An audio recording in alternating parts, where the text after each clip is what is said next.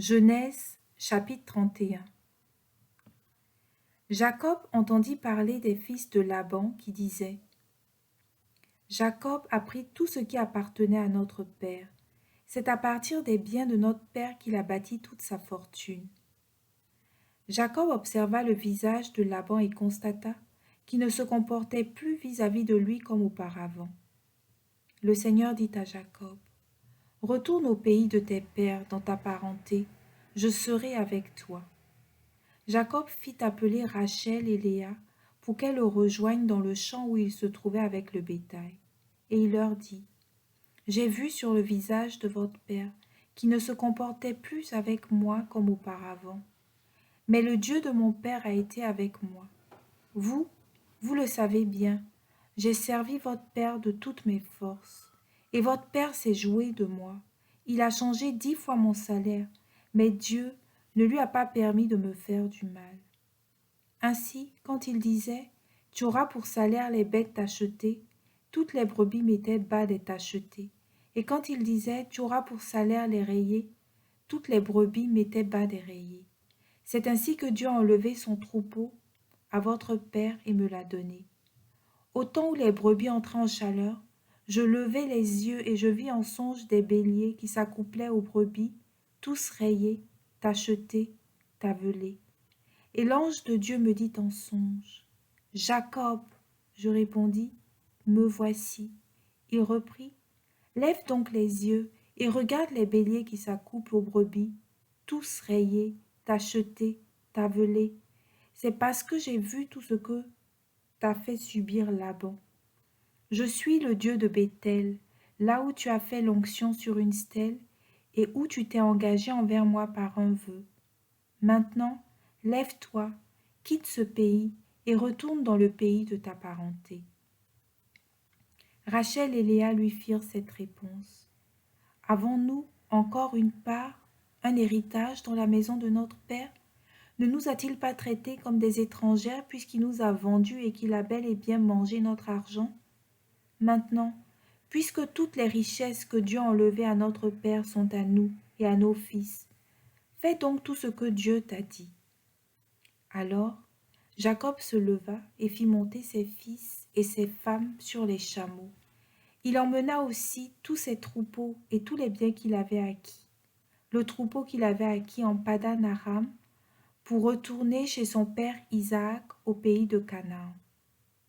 Tandis que Laban était allé tondre son petit bétail, Rachel déroba les idoles domestiques qui appartenaient à son père.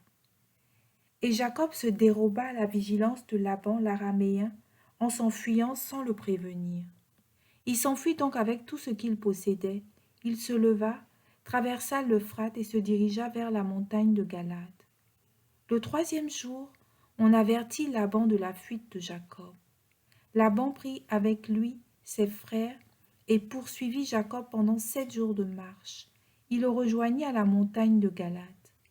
Pendant la nuit, Dieu vint trouver Laban l'araméen dans un songe et lui dit: Garde-toi de dire le moindre mot à Jacob, en bien ou en mal. Laban rattrapa Jacob qui avait planté sa tente dans la montagne. Laban et ses frères plantèrent la leur dans la montagne de Galade. Laban dit à Jacob: Qu'as-tu fait? Tu t'es dérobé à ma vigilance, tu as emmené mes filles comme des captives de guerre. Pourquoi t'es-tu caché pour fuir? Tu m'as volé, tu ne m'as pas prévenu. Je t'aurais laissé partir dans la joie et les chants, au son du tambourin et de la cithare. Mais tu ne m'as pas laissé embrasser mes fils et mes filles.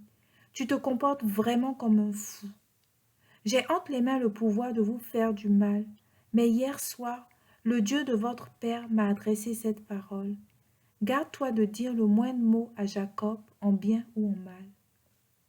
Maintenant, si tu es parti, car tu désirais ardemment retrouver la maison de ton père, pourquoi as-tu dérobé mes dieux? Jacob répondit à Laban: C'est que j'ai eu peur. Je me disais que tu voudrais peut-être me reprendre de force tes filles. Quant à celui chez qui tu trouveras tes dieux, il perdra la vie. Devant nos frères, inspecte mes affaires et reprends ce qui est à toi. Jacob, en effet, ne savait pas que Rachel avait dérobé les idoles domestiques. Laban entra dans la tente de Jacob, la tente de Léa et celle des 2 servantes. Il ne trouva rien. Il sortit de la tente de Léa et entra dans la tente de Rachel. Or, Rachel avait pris les idoles, les avait mises dans le sac dont on charge le chameau et s'était assise dessus. Laban fouilla toute la tente, mais il ne trouva rien. Rachel dit à son père, « Que les yeux de mon Seigneur ne s'enflamment pas de colère. En effet, je ne peux pas me lever devant toi, car j'ai ce qui arrive aux femmes. » Il chercha partout, mais ne trouva pas les idoles. Jacob s'enflamma de colère et prit Laban à partie. Il s'écria, « Quel crime ai-je fait? Quelle faute ai-je commise pour que tu t'acharnes contre moi? Tu as fouillé toutes mes affaires. As-tu trouvé un seul objet qui provienne de ta maison? Expose-le ici même devant mes frères et tes frères, et qu'ils nous départagent. Voici 20 ans que je suis avec toi. Tes brebis et tes chèvres n'ont pas avorté. Les béliers de ton troupeau, je ne les ai pas mangés. La bête déchirée, je ne te la rapportais pas, c'est moi qui en subissais le dommage. Et la bête volée le jour ou la nuit, tu me la réclamais. J'étais là le jour quand la chaleur me dévorait, et la nuit quand le froid me glaçait. Le sommeil me fuyait. Voici 20 ans que je suis dans ta maison. Je t'ai servi 14 ans pour tes 2 filles, 6 ans pour ton troupeau, et 10 fois tu as changé mon salaire. Si le Dieu de mon père, le Dieu d'Abraham, l'effroi d'Isaac n'avait pas été avec moi, tu m'aurais maintenant renvoyé les mains vides. Mais Dieu a vu ma misère et la fatigue de mes mains. Hier soir, il s'est prononcé. Laban répondit à Jacob, « Ces filles, ce sont mes filles, ces fils, mes fils, ces troupeaux, mes troupeaux. Tout ce que tu vois, c'est à moi. Que ne ferais-je aujourd'hui pour mes filles et pour les fils qu'elles ont enfantés?